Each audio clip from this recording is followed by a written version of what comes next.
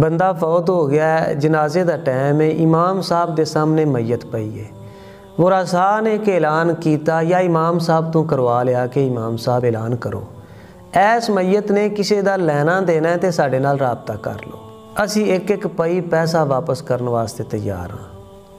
अगर साडे इस फौत होने वाले भाई भरा या बजुर्ग ने किसी को कदी तंग किया है, परेशान किया है, किसी का ये तो दिल दुखिया तो इनू अल्लाह वास्ते मुआफ़ कर दो।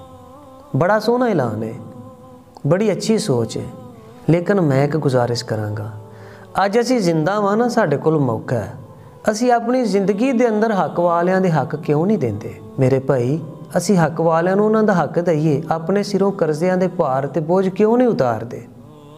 सानू पता है कि साडे कोलों किदा किदा दिल दुखिया, असी किनू किनू तंग कीता, किनू गाली दिती, किनू थप्पड़ मारिया, किदा दिल दुखाया। सानू पता है असी किदे किदे मुजरम हाँ, ते अज असी उन्हां तों मुआफ़ी क्यों नहीं मंगदे। मुआफ़ी मंगण दा ते टाइम अज है।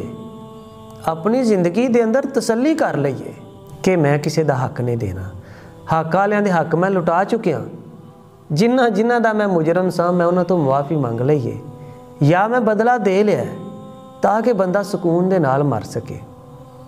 कल दा की पता है वरासा ने साडे कर्जे उतारने ने कि नहीं उतारने, हालात कैसे पेश होने ने, ते की पता है जिस बंदे दा असी हक देना है वो साडे जनाजे ते मते आया ही ना होवे, या वो शर्म दे मारे साडे वरासा तो मंगे ही ना, वो झाके च रह गया, मामला अल्लाह दी अदालत अंदर चला गया, या बाज़ औकात असी देने भुल गए, लैन वाला लैने भुल गया।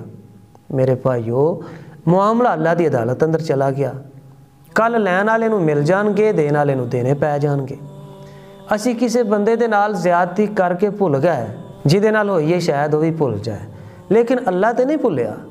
इस वास्ते दुनिया दे उत्ते अपने मामलात दुरुस्त कर लईए, किसी नेकी नूं कदी छोटी ना समझिए, किसी गुनाह नूं कदी मामूली ना समझिए, किसी दे हक नूं कदी हकीर ना समझिए, क्योंकि रोज़े महशर हक वालियां नूं हक देना ही पैना है।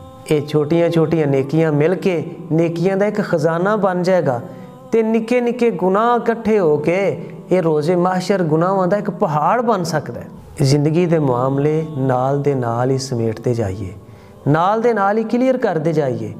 जे किसी नूं तंग कीता ते अज ही मुआफ़ी मंग लईए, किसी दा हक देना ते फौरन दे दईए, किसी दे मुजरमां ते अज ही उहदे अगे हथ जोड़ लईए।